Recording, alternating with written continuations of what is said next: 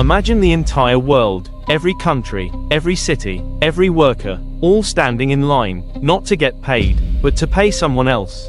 Governments owe money, corporations owe money, families owe money. Here's the paradox. Greater than if everyone is in debt. Who is everyone paying? Is it rich countries, banks, shadowy elites, or something far stranger? Tonight, we answer a question most people never ask. Who actually owns the world's debt? And why the answer quietly controls your future. Debt is older than money. 5,000 years ago in Mesopotamia, farmers borrowed seeds from temples. If crops failed, they became slaves. Debt has always been power. Fast forward to today, global debt is over $300 trillion. That's 3 times the value of everything produced on Earth in a year. Picture this, if the world earned $1 per second, it would take 10,000 years to pay it back. So the question isn't, is debt bad? The real question is, greater than who created a system where debt can never be repaid? Let's simplify. Think of the global economy as a giant game of IOUs.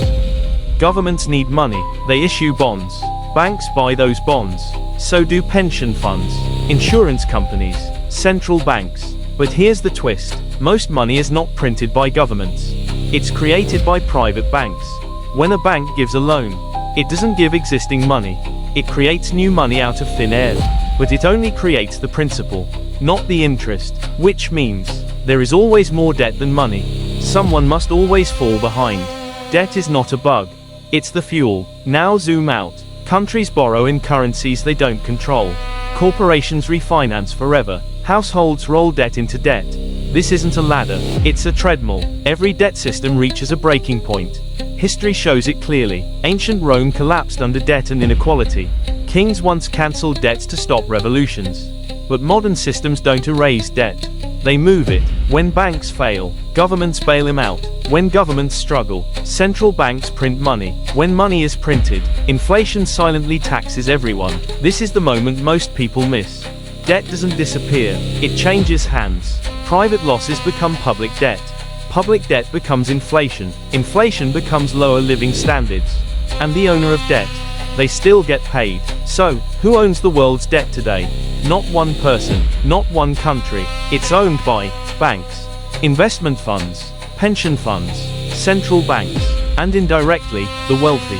If you own assets, debt works for you. If you rely on wages, debt works on you. Debt decides who can buy homes, who starts businesses, who retires with dignity. Entire nations are trapped. They cut healthcare, raise taxes, sell resources, not because they're poor, but because they're indebted. Debt is no longer an emergency tool. It's a permanent operating system. Here's the unsettling truth. The world doesn't run on money.